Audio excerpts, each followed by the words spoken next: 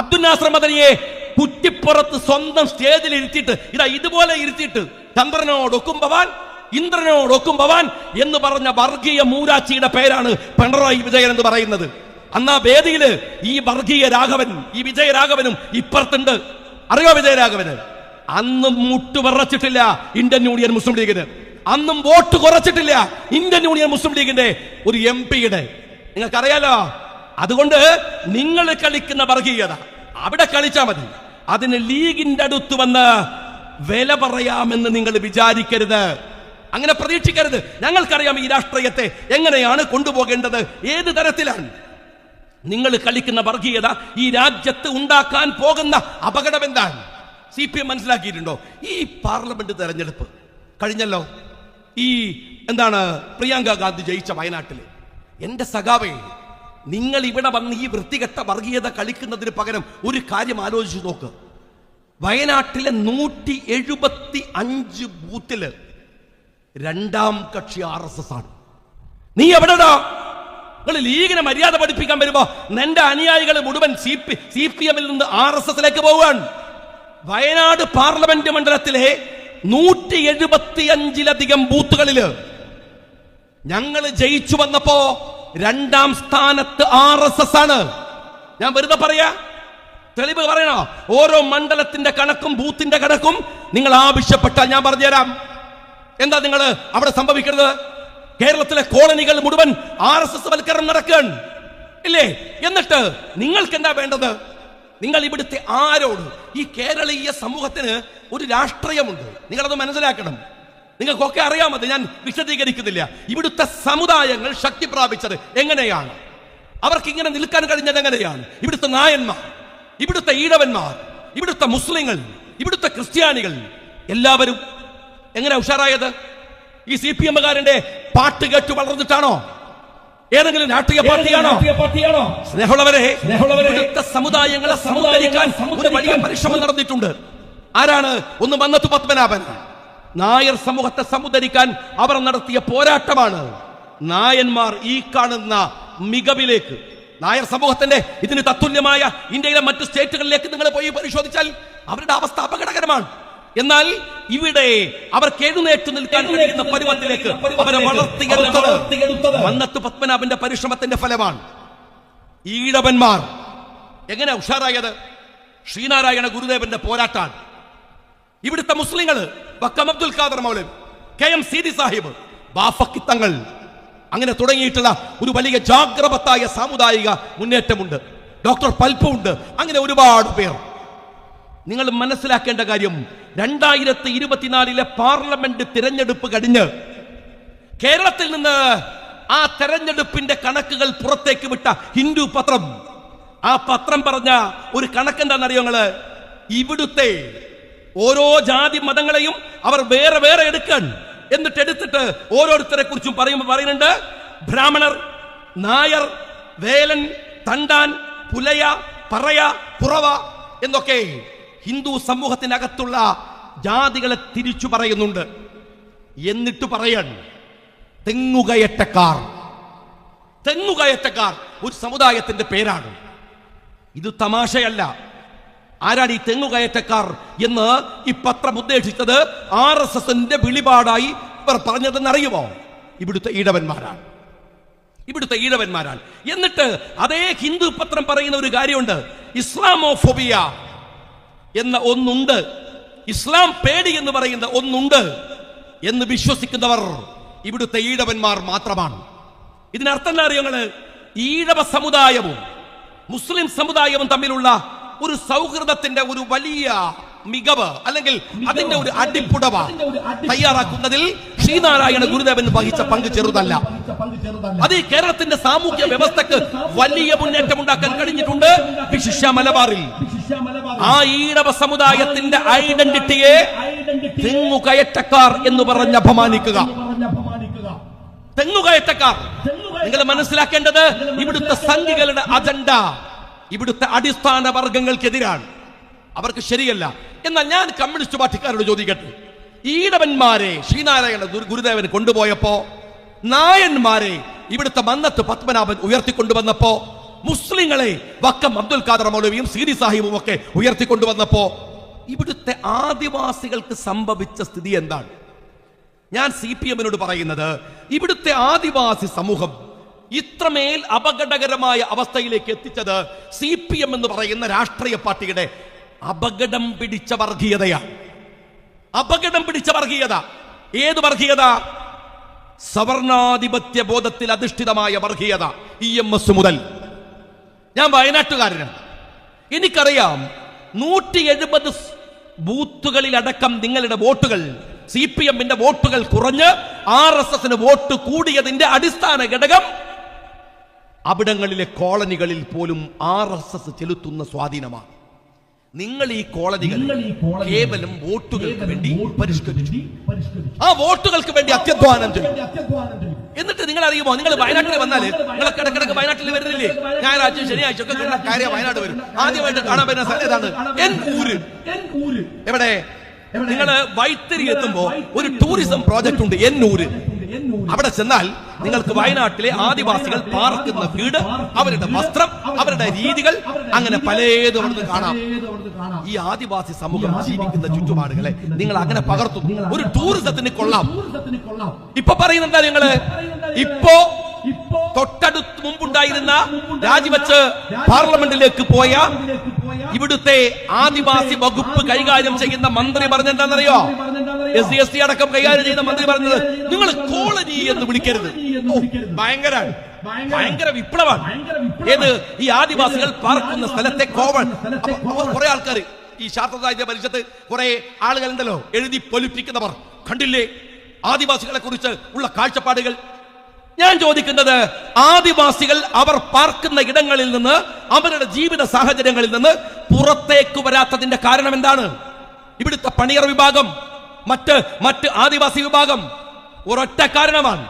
അവരെ അതിന്റെ പുറത്തേക്ക് കൊണ്ടുവരരുത് എന്ന് ഷടിക്കുന്നത് ഇടതുപക്ഷ ബുദ്ധിജീവികളും ഇടതുപക്ഷക്കാരുമാണ്, പ്രത്യേകിച്ച് പരിഷത്തടക്കം. എന്താ കാര്യം പറയുന്നത് നിങ്ങള്? ആദിവാസികൾ അവരുടെ തനിമ നഷ്ടപ്പെടുത്തിക്കൂടാ. ഇവിടെ ഒരുപാട് സ്ത്രീകൾ ഇരിക്കുന്നുണ്ട്. നിങ്ങളിതാ ഇപ്പുറത്ത് കുറെ പുരുഷന്മാർ. ഈ സ്ത്രീകളുടെ പഴയ വേഷം എങ്ങനെയായിരുന്നു? മലബാറിലെ മാപ്പിള പെണ്ണുങ്ങളെ കാണിക്കണേന്ന് എങ്ങനെയാ നിങ്ങൾ? എന്താണ് ഒരു വലിയ അരപ്പട്ട പോലത്തെ ഒരു അരഞ്ഞാണുണ്ട്. എന്താണ് പഴയ സിൽവറിലൊക്കെ ഉണ്ടാക്കിയിട്ടുള്ള അരഞ്ഞാണ്, ഒരു കാച്ചി തുണി. അതാണ് കറുത്ത കാച്ചിമുണ്ടാണ് നമ്മളെ വല്യന്മാരൊക്കെ എടുത്തിരുന്നത്. മലപ്പുറത്തെ കാക്കാമാരോ നല്ല കള്ളിമുണ്ട്, അരയിലൊരു പച്ച ബെൽറ്റ്. അതൊക്കെ ഇപ്പൊ നമ്മളൊക്കെ കേട്ടല്ലേ? അരയിലൊരു പച്ച ബെൽറ്റ്, ബെൽറ്റിന്റെ മുകളിൽ ഒരു കത്തി, ഒരു ബനിയൻ. മാപ്പിള എന്ന് പറഞ്ഞാല് ആ മാപ്പിളയുടെ ചിഹ്നം അങ്ങനെയാണ്. സംസാരമൊക്കെ കേട്ട മാപ്പിളക്ക് വേറൊരു ലുക്കാണ്. എടോ, ആ ജാതി ഒരു മാപ്പിളനെ നീ എവിടെയെങ്കിലും കാണിച്ചു തരുമോ? കാച്ചി കൊണ്ടെടുത്ത ഒരു പെണ്ണ് ഇല്ലേ? ആ പഴയ അരഞ്ഞാണം ചുറ്റിയ, ഇപ്പത്തെ അരഞ്ഞാണൊക്കെ വേറെ പല മോഡലിലേക്കും മാറാൻ. ആ പഴയ അരഞ്ഞാണം ഉടുത്ത പഴയ പെണ്ണുങ്ങള്, കാതിൽ ചീറ്റിട്ടിരുന്ന ആ പഴയ നമ്മളെ വല്യമ്മ അല്ലേ, പുതിയ പെണ്ണുങ്ങള്, കള്ളി മുണ്ടെടുക്കുന്ന, പച്ച ബെൽറ്റ് കെട്ടുന്ന, അരയിലൊരു കത്തി വെക്കുന്ന മാപ്പിള. ഇപ്പൊ നമ്മളെ കുട്ടികളൊക്കെ കണ്ട എന്ത് ഫ്രീക്കന്മാരാണ് അല്ലേ? ഹിന്ദി സിനിമയെന്നൊക്കെ ഇറങ്ങി വന്ന മാതിരിയാണ്. മുടി ഉണ്ടാവും ഇങ്ങനെ അല്ലേ, വേറൊരു കോലം. നല്ല രസമാണ്, ഒക്കെ രസമാണ്. അവരൊക്കെ കുട്ടികളൊക്കെ അങ്ങനെ തന്നെ നടക്കണത്. നല്ല ഫ്രീക്കായിട്ട് നടക്കണം, നല്ല ഉഷാറായിട്ട് നടക്കണം. ഞാൻ അതിന് അഭിപ്രായക്കാരല്ല. അവരെ കൂടെ ഫോട്ടോ എടുക്കാനൊക്കെ എനിക്ക് വലിയ ഇഷ്ടമാണ്. നല്ല അടിപൊളി കുട്ടികളാണ് ഇപ്പോൾ. എന്തൊരു സുന്ദരന്മാരാണ്, എന്തൊരു സ്റ്റൈലാണ്, എന്തൊരു രസമാണ് അല്ലേ? അപ്പൊ മാപ്പിളാർക്ക് നല്ല വേഷം, നല്ല പെണ്ണുങ്ങളൊക്കെ നല്ല ചുരിദാറ്, നല്ല ഡ്രസ്സ് അല്ലേ? ആണുങ്ങളൊക്കെ നല്ല അടിപൊളി ഷർട്ട്, അതുപോലെ മുണ്ട്, എല്ലാ പാൻറ്റും ഒക്കെ. നമുക്ക് ഈ പഴയ പാരമ്പര്യമൊന്നും ഇല്ല. എന്റെ സഹോദരന്മാർ, ഇവിടുത്തെ ക്രിസ്ത്യാനികളെ കണ്ടിരുന്നു നിങ്ങള്? ഇനി കണ്ടിട്ടില്ലെങ്കിൽ നമ്മളെ കുട്ടികളോട് മാർഗം കളി ഒന്ന് കാണാൻ പറയും. ആ മാർഗം കളിയിൽ ക്രിസ്ത്യാനികൾ ഇടുന്ന ആ ചട്ടയും മുണ്ടോ എങ്ങനെയാണ്? ഇവിടെ അങ്ങനെ തെരുകി വെച്ച ഒരു കോലം.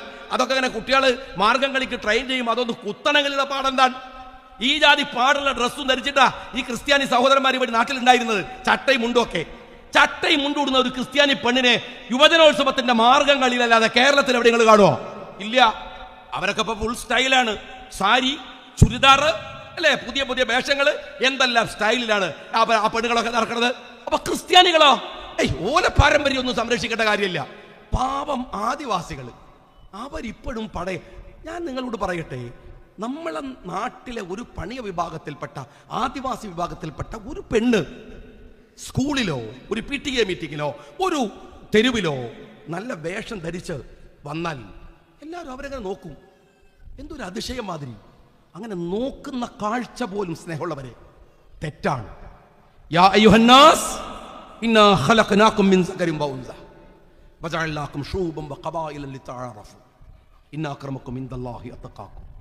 മനസ്സിനകത്ത് പോലും ഞാൻ എല്ലാവരോടും പറയുന്നു, ഇവരെന്തേ ഇങ്ങനെ എന്ന് ചിന്തിച്ചാൽ അത് പാപമാണ്. അവരും മനുഷ്യരാണ്. അവർക്ക് ദഅവത്തെത്തിയിട്ടില്ലെങ്കിൽ അതിൽ ബാധ്യതപ്പെട്ട നമ്മളെല്ലാവരും ഉത്തരവാദികളാണ്. അവരെ മാറ്റി നിർത്താൻ ആർക്കാണ് അവകാശമുള്ളത്? പാരമ്പര്യത്തിന്റെ പേര് പറഞ്ഞിട്ട് ഈ ദളിതന്മാരെ, ഈ ആദിവാസികളെ സമൂഹത്തിന്റെ മുഖ്യധാരയിൽ നിന്ന് മാറ്റി നിർത്തുന്നവരിൽ ഏറ്റവും വലിയ പങ്കാളികൾ കേരളക്കരയിൽ ഈ വൃത്തികെട്ട കമ്മ്യൂണിസ്റ്റുകളാണ്. പറയാതിരിക്കാൻ വയ്യ. കുറെ ബുദ്ധിജീവികൾ എന്ന് പറഞ്ഞ് കുറെ ആളുകൾ, ശാസ്ത്ര സാഹിത്യ പരീക്ഷ എന്ന് പറയുന്ന വേറെ കുറെ എണ്ണം, എന്നിട്ട് ഇവരുടെ വോട്ട് വേണം നിങ്ങൾക്ക് അല്ലേ? എനിക്കൊക്കെ അറിയാം, ഞാൻ വയനാട്ടില തെരഞ്ഞെടുപ്പിന് ഒരു 2-3 ദിവസം മുമ്പ് കയറും കോളനിയിലേക്ക്. അത് കഴിഞ്ഞാൽ വഴിയിലിട്ട് പോരും. ആ കോളനികൾ CPM-കാരാ RSSന്റെ താവളമാക്കി മാറ്റിയെടുക്കുന്നു അവര്. നിങ്ങൾ സൂക്ഷിക്കണം. നിങ്ങളിങ്ങനെ ലീഗിനെ ചൊറിയാൻ നടന്നോ?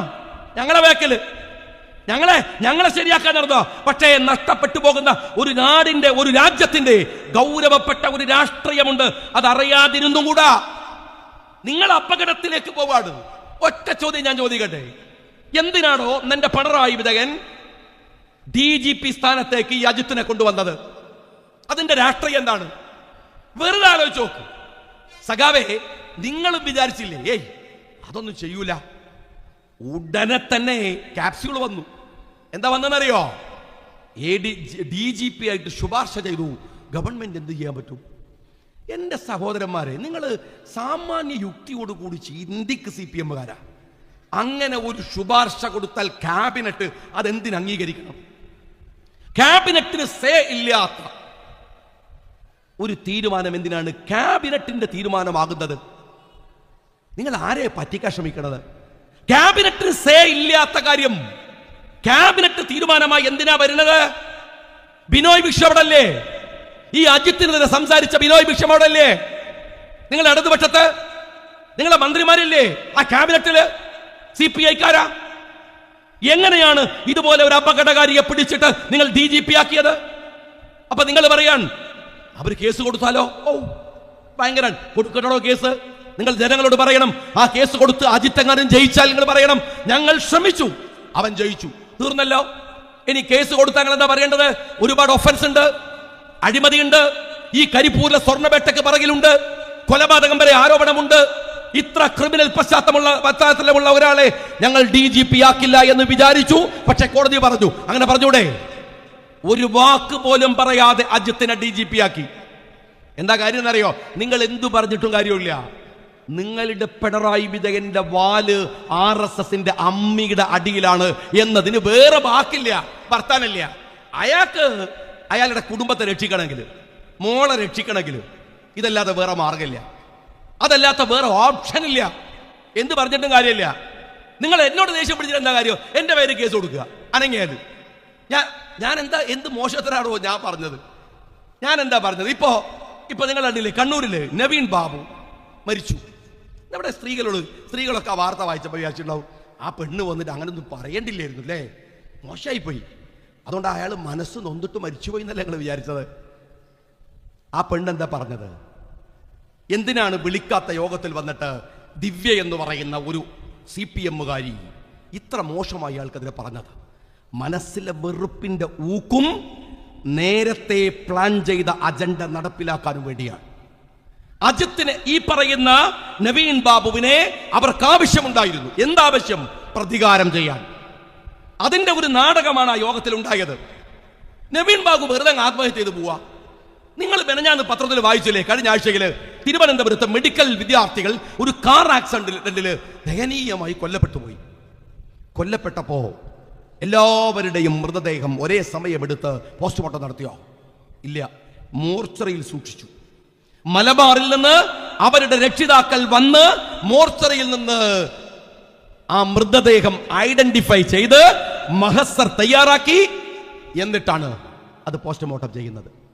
നവീൻ ബാബുവിന്റെ ബന്ധുക്കളിൽ ഒരാൾ അവിടെ മഹസ് തയ്യാറാക്കുമ്പോൾ വന്നോ?